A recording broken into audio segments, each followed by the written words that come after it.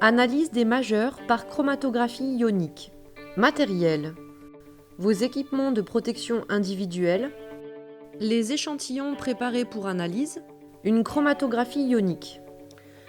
Une fois les échantillons préparés, on peut placer les tubes dans le passeur automatique de la chromatographie ionique.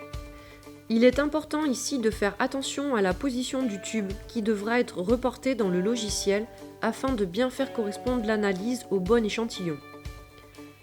Une fois tous les tubes mis en place, on réinitialise le rack du passeur d'échantillons en appuyant sur le bouton situé à l'intérieur. La chromatographie ionique va permettre de séparer les ions en fonction de leurs affinités pour la phase mobile et la phase stationnaire, permettant ainsi d'obtenir un chromatogramme.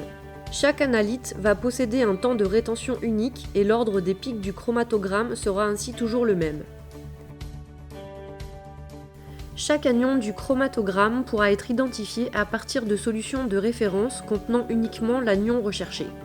En injectant chaque solution de référence séparément, on peut ainsi déterminer les temps de rétention associés à chaque anion, et ainsi déterminer l'ordre de sortie des composés, à savoir fluorure, chlorure, nitrate, phosphate et enfin sulfate. En changeant de phase stationnaire et de phase mobile sur la chromatographie ionique, le même type de chromatogramme va pouvoir être obtenu pour les cations.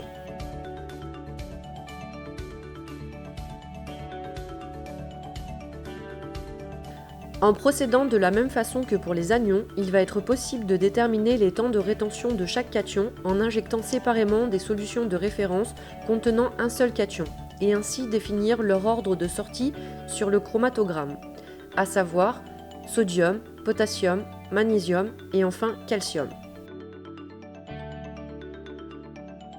Afin de quantifier chaque analyte, c'est-à-dire d'associer une concentration à une réponse analytique, une courbe d'étalonnage doit être réalisée. Pour cela, au moins 3 solutions étalons présentant des concentrations différentes mais connues sont injectées les unes après les autres dans la chromatographie ionique. Vous voyez ici les chromatogrammes obtenus pour chacune des 4 solutions étalons. Pour chaque analyte, ici le sodium, on va déterminer la surface sous la courbe associée à chaque concentration des solutions étalons injectées. Plus la solution étalon va être concentrée, plus la réponse analytique va être importante. À partir de ces différentes surfaces et concentrations associées, on va pouvoir tracer l'évolution de la réponse analytique pour chaque élément en fonction de la concentration injectée. Une régression linéaire sur ces points va permettre d'établir la droite d'étalonnage pour chaque analyte. Cette droite d'étalonnage va ensuite permettre de déterminer la concentration de chaque analyte présent dans l'échantillon prélevé sur le terrain lors de son injection dans la chromatographie ionique.